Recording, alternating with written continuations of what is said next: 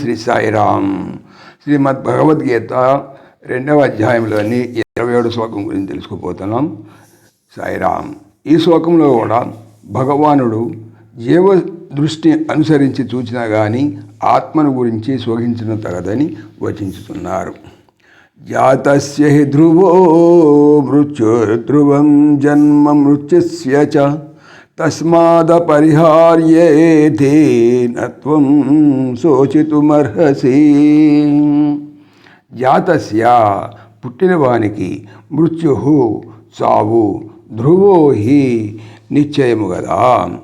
మృతస్య చచ్చినవానికి జన్మ చ పుట్టుకయు ధ్రువం నిశ్చయము.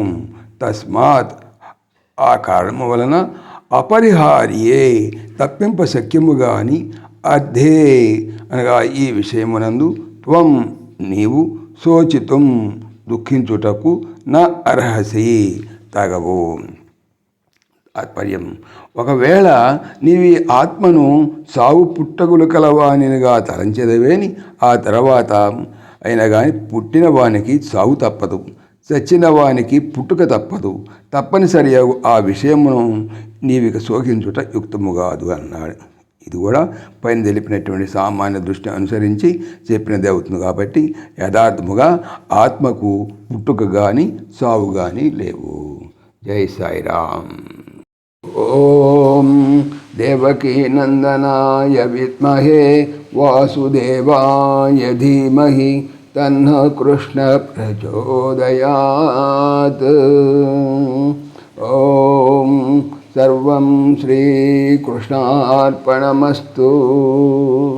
జై శ్రీకృష్ణ. జై జై శ్రీకృష్ణ. ఆత్మీయులకు మనవి, శ్రీకృష్ణ పరమాత్మ ఈ ఛానల్తో పాటుగా అనంత మహిమల శ్రీ సత్యసాయి అనేటువంటి మరొక యూట్యూబ్ ఛానల్ చేయిస్తున్నారు. దీనికి సంబంధించిన లింకు డిస్క్రిప్షన్లో చూడవచ్చు. జై శ్రీకృష్ణ. జై జై శ్రీకృష్ణ.